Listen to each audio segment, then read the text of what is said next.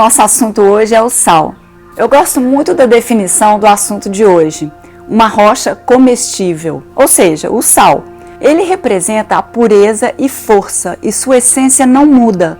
Por isso é o símbolo da amizade e, segundo o filósofo e matemático grego Pitágoras, o sal é filho dos pais mais nobres, o sol e o mar. Nós podemos muito bem viver sem o sal. O que está presente nos alimentos já é o suficiente. Os aborígenes da Austrália, os índios americanos, os inuí do Alasca e os índios brasileiros, todos viviam sem o sal até a chegada do homem branco.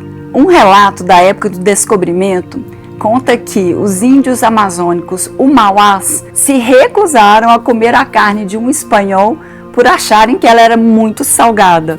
Na Idade Média, o sal era um ingrediente muito precioso. Os saleiros e paliteiros eram verdadeiras obras de arte e o local de um convidado em relação ao saleiro era um indicador da sua importância. Quanto mais longe, menos importante.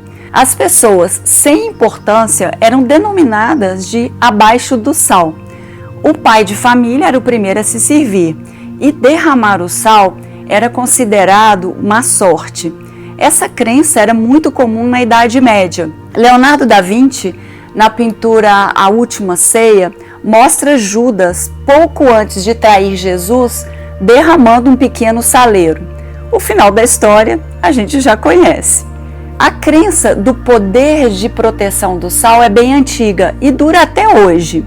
Banho de sal grosso pendurado em amuletos, vasos com sal grosso na entrada das casas, nos camarins, quem nunca? Na Europa era costume se colocar sal na língua do bebê recém-nascido e também no berço. Também se acreditava que as bruxas detestavam o sal.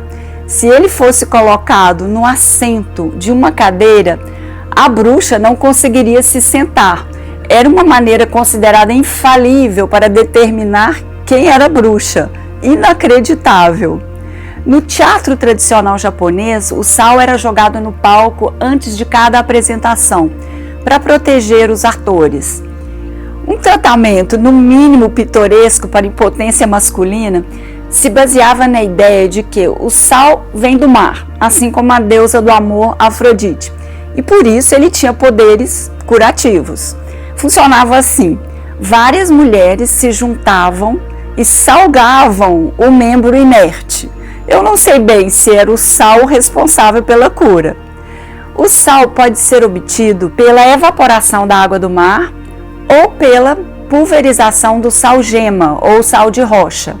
No sal de rocha, a extração pode ser feita como a mineração, a seco, ou pela injeção de água em alta pressão. A flor de sal, muito popular hoje em dia, é o retorno dos métodos tradicionais de colheita do sal marinho. Os cristais ficam na superfície da evaporação e são colhidos à mão. Para uma receita de sal de ervas, acesse o QR Code. Esse foi o Tempero do Mundo. Eu sou a Valéria Vieira e o nosso assunto de hoje foi o sal.